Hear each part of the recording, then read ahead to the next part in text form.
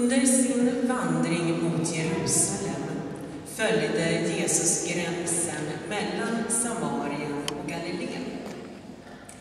När han var på väg in i en by, då kom 10 spetälska emot honom.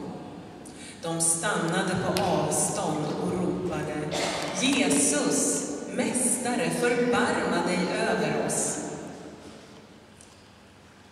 Då sa Jesus till dem: Gå och visa upp er för prästerna.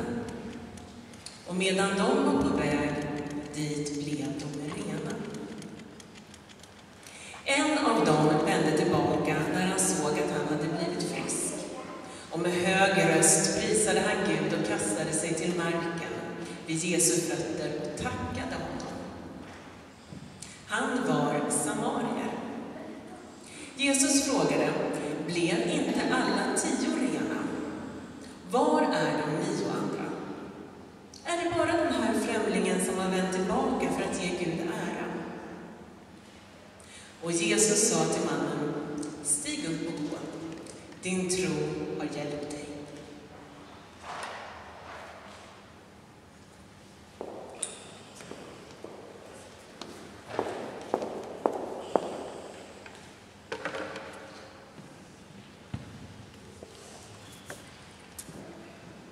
Ja, jag har 3 barn.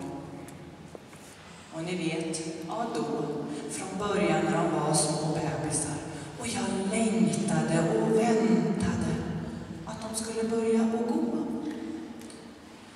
Ni vet hur man väntar på det där allra första steget. Det är något alldeles speciellt. Men vad händer? Tyvärr, jag missar alla mina 3 barns första steg. Ja, det var vad jag gjorde, tyvärr. Men barnens pappa, han såg och han har berättat allt för mig hur det var. Första steget, ja det är något alldeles visst. Men varför är det så? Ja, jag tänker att det första steget är ett steg mot att bli självständig.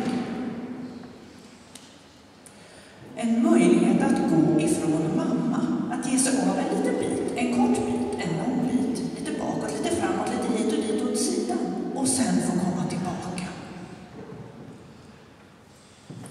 Man prövar att bli självständig. Det är vad man gör. Alla här har ju någon gång tagit det där första steget. Någon gång har någon hjälpt oss till det. Texten idag som vi lyssnar till, då fanns det 10 män. Och de ropar, Jesus ropar de, hjälp oss. Jesus, han svarar, gå dit bort till prästerna, visa upp er. Jesus sänder iväg dem till att göra någonting när de ber om hjälp. Jo, varför gör han så? Och vad gör de? Jo, de börjar att gå. De tar det allra första steget. Ja, de är fortfarande sjuka när de börjar att gå. Och jag tror att där i gruppen av de där 10 fanns det nog de som tvivlade. Och några stod fasta i tro. Att det ska nog bli bra, ska ni se. Men alla 10 gick. Alla 10 tog det första steget. Och livet förändrades. De blev hela, de blev läkta. Ja, så var det. Ja, jag tror att ni förstår att det här är berättelsen om förändring. Om att våga. Våga gå till den plats där den nya möjligheten finns. Att våga gå till den plats som Gud vill att jag ska vara på. Att våga gå till den plats där jag kan bli läkt och hel som människa. Men vad börjar det med?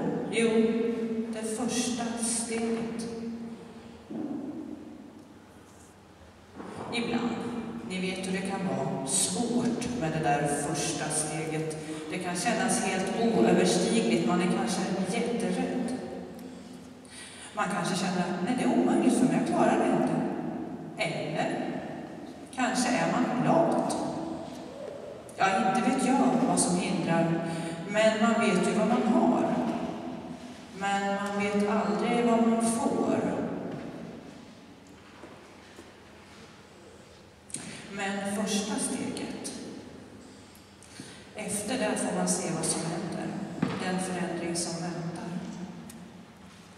Jesus, han är en första stegens man, han tycker första steget är viktigt. Varför gör han då det? Jo, för det betyder att människan får en chans till förändring, får en chans till att läka och bli hel. Ofta när Jesus möter människor i texterna så frågar han, vad kan jag göra för dig? Vad kan jag hjälpa dig med? Och vad gör han sen? Han väntar. Han väntar på att människorna och vi ska svara. Vi får en möjlighet, en egen chans att formulera vår bön, vår längtan, vår oro, våra möjligheter till att ta första steget. Det får vi formulera själva. Och svara Jesus med vår egen formulering. Genom livet så är det ju jättemånga gånger vi tar det där första steget, och det vet vi alla, och alla som är här har gjort det. Steget, det kan bli ett tack. Idag är det tacksägelsens dag, och det vet ni. Och tack för att jag klarade det. Ja, tack för att jag klarar förändringen. Tack för att jag fick kraft i modet att göra det. Tack för din närhet när jag nu gjorde den här förändringen. Ja, tacket i hjärtat, det kan se olika ut. I texten med de 10 männen. 10 män som blev friska, läkta, hela, men en kom tillbaka. Varför kom bara en tillbaka? Ja, jag vet faktiskt inte. Men texten säger att mannen som kom tillbaka, han var samarier. Ja, han tillhörde en annan folkgrupp helt enkelt. Han var inte jude själv. Och judarna tänkte väl om samarierna att deras sätt att tänka och tro på Gud, det är inte det rätta. Så det rådde en konflikt mellan samarier och judar. Men Jesus, han säger, den här personen kom tillbaka. Han kom tillbaka som var samarier, och han hade ett tack i sitt hjärta.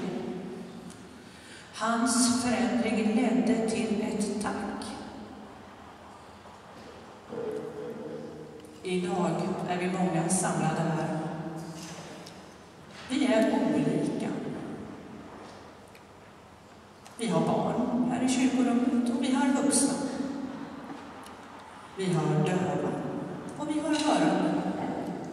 Vi har män och kvinnor. Men vi är olika allihopa. Och vi har olika tack och tacksamhetskänslor i våra hjärtan. Om ni var och en nu skulle fundera, när i livet, det som har gått, när i livet hände det någonting, någon förändring, där jag efteråt kunde känna en stor tacksamhet. Och jag tror att ert svar när ni funderar, det är olika. Men ibland så kan vårat tack också bli en påminnelse om någonting svårt i livet. Ja, precis som mannen i texten. Hans tack hade ju en stark koppling till den svåra sjukdom han led av. Och då får vi ibland säga tack för att vi kan bli påminda om. Hur var livet innan förändringen? Eller om förändringen inte hade hänt, hur skulle mitt liv ha sett ut då? Så man kan känna både glädje och sorg när man riktar sitt tack.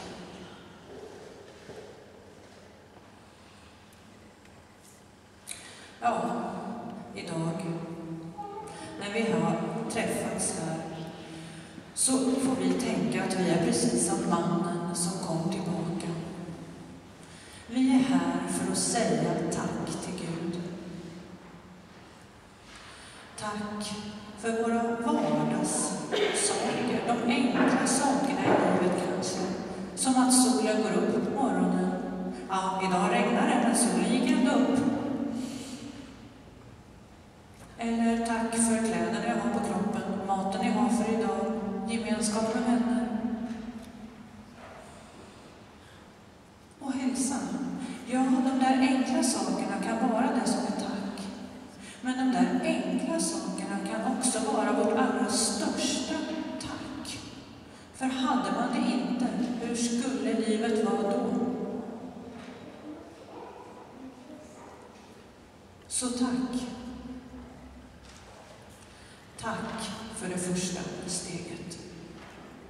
Tack för förändring. Och tack för nya möjligheter. Nu ska vi tillsammans be och bekänna vår kristna tro. Och det gör vi som ett tack. Hur skulle mitt liv vara